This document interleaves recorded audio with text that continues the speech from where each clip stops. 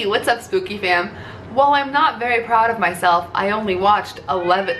Stop it, come on. I only watched 11 movies in the month of May. I'm a little disappointed. I usually watch like 20 plus, and I'm pretty proud of when I do that, but it's okay. We got a solid 11 movies this month. Don't forget to follow me on Letterboxd. I will leave it here and link down below. It is deadgrlYT, no I in girl. Anyways, let's get into it because I have been really looking forward to talking about a couple of these movies with you guys. So firstly, on the 2nd of May, I watched a movie that I loved so much, The Life Aquatic with Steve Zissou. I loved it. It was so good. It was so full of love. And like I said in my review, I'm just really happy that I watched this at an age where I could properly digest the storyline and kind of understand like more of the characters. Like I'm glad I wasn't a kid. Like I didn't watch it when it came out and I waited all this time so that I could fully digest the story. On the 4th, I watched a documentary called Rise of the Warrior Apes, not to be confused with the actual Planet of the Apes movies, because I watched a monkey suck another monkey's brain out. This was like Faces of Death meets Animal Kingdom. It was haunting. It was too real. On the 5th, I fell in love with Greta Gerwig and I watched Frances Ha. Frances's character really reminded me of myself so much. I loved that movie. I cried. Adam Driver was surprisingly really good in that movie. I didn't even know he was in it, but I loved Frances Ha.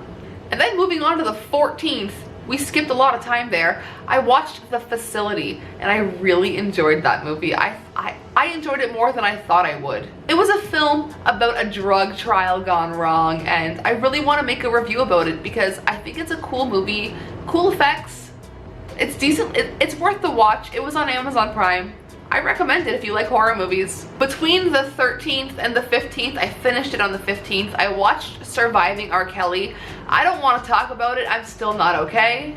On the 20th, I watched The Wrong Missy and I thought it was so funny. I actually recommended it to my friend Alex and he liked it too. And my parents ended up watching it. It was a funny movie. It's been a while since I've seen a really good David Spade film, but that was a really good David Spade film. On the 21st, I rewatched Excision for like the 4th time. I think that is such a fantastic movie.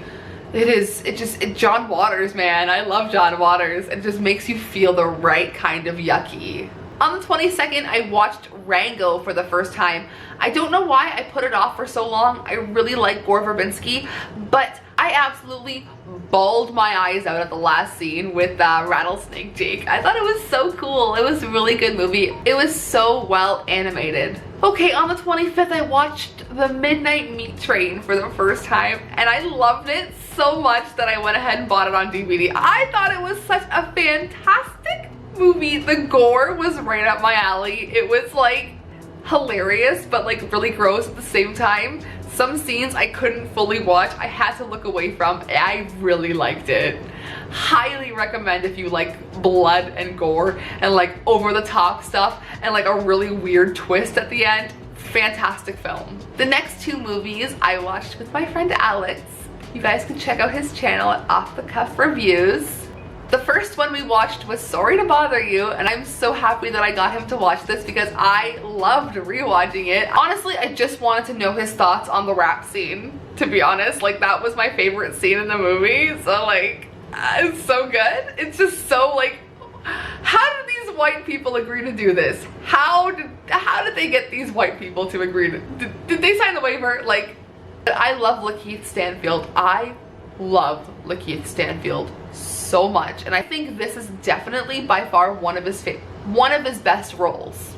And then finally on the 30th, Alex and I watched American Honey. Oh my god, it was 3 hours long almost. There was a storyline, but it didn't really feel like a fully fleshed out storyline. It just kind of felt like you were observing these people do their job and do their daily life, but like a really good kind of coming of age story. I don't know, it was so, I loved it. I absolutely fell in love with it. It just felt so relatable and so real. I'm sorry if you can hear the birds outside, but that was a great movie and I'm really glad that we invested the 3 hours in watching it. Oh, and also, the sex scenes in that movie, they really lingered on them. Like, you watched them have sex and then cuddle afterwards. Like, you watched it all. And some of the things that came out of Shia LaBeouf's mouth, I was like, no! Like, I was physically screaming at my TV, like, I couldn't take it. Oh my god. So, I don't know. I really liked it though. I really liked it. I turned my camera off and forgot that I watched season 2 of Dead to Me. Oh my goodness, it was so good. Have you guys seen Dead to Me? Because I need to discuss that show with someone. I cannot believe it ended the way that it ended. You can't just do that to me. You just can't end the show like that. You just can't do it. Can't do it. Can't do it. So anyways, if you watched any of these movies, if you plan on watching any of these movies, please let me know. If you have any opinions, let me know your thoughts down below. Don't forget to follow me on Letterboxd. All of my links are also down below, and I will see you guys in my next video, which is more than likely going to be DVD haul part 15 already. Sayonara, Spooky fam.